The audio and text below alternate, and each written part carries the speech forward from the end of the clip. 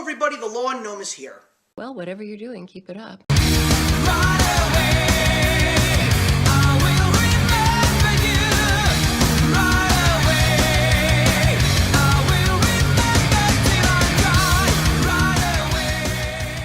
So for the April 2019 episode of The One That Got Away, we're going to talk about a movie that was definitely on my radar last year, and I'm finally glad that I got a chance to see it and talk to you guys about it. It is the new incarnation of Death Wish. Of course, this is based on the book as well as the classic 1974 film starring the great Charles Bronson, which also spawned a couple of additional sequels. And this time around, we get Eli Roth, one of the kings of modern-day splatter, to direct this film, and I don't think it could star a better hero than the great Bruce Willis. This movie also stars Elizabeth Shue, Vincent D'Onofrio, and Dean Norris from Breaking Bad. So, just in case you don't know much about Death Wish at all, which I wouldn't be surprised if you didn't, but if you did, you definitely remember this movie well. This is the story pretty much of a good law-abiding citizen who suddenly just happens to be at the wrong place at the wrong time,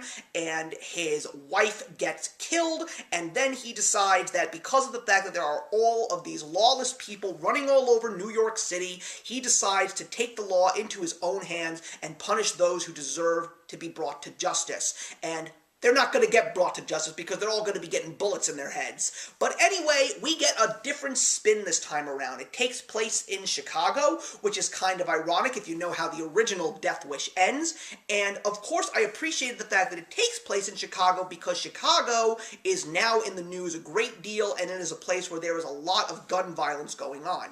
And this time around, we also get the character that, of course, is played by Bruce Willis, Paul Kersey. He is a doctor this time around, rather than an architect, as Charles Bronson was in the first film. He is a very wealthy, upper-class, law-abiding citizen with a wonderful wife and daughter, and once again, something just happens to happen at the wrong time, but unfortunately, he is not present this time around. So yes, there are a couple of changes that are made, but I think for the better, because if there's one thing that I can remember about the original Death Wish, while it is definitely a great watch if you're looking for a mindless action film, there is definitely a little more depth and character development in this one. I love the fact that it takes place as Paul Kersey being a doctor because it shows you that even if you are in some of the safest areas of the country, bad things can still very much happen to you. And an even cooler part about him is the fact that he is a doctor, which means he knows where all the bad points are that are really going to hurt you if you happen to get anything from a knife or a bullet in those specific areas. This movie definitely is fun to watch. It's got a real fun sense of humor.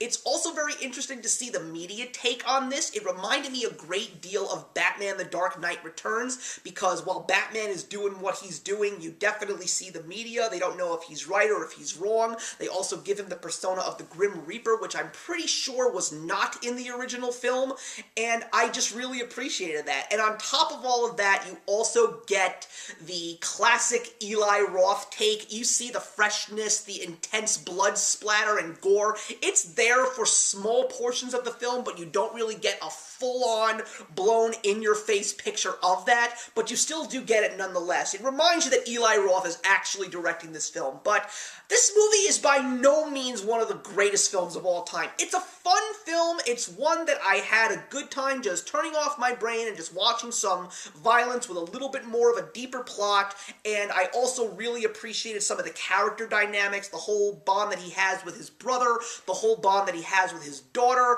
and just how his emotions were when he tries to find those people that killed his wife. It is definitely different from the first one and a little bit more plot-driven, which I truly appreciated. But is this a movie that I want to see again? No, not at all. It's just one of those movies that I felt that I wanted to see merely because I remembered the original and I wanted to see the newer take, especially with Eli Roth being the director and Bruce Willis, who happens to be one of my favorite actors of all time. I love him, and I was so glad to see that they cast him for this film. and it's not a movie that I want to buy on DVD. I'm just glad that I got a chance to see it once, but I know so many people who love Death Wish who would love to get their hands on this version if they appreciate it, and I would definitely say that you would probably want to do the same if you do enjoy Death Wish. I would say definitely give the new one a shot. It's got some different layers, and I think it's pretty impressive. But all in all, I'm going to give the new version of Death Wish a 2.5 stars out of 4.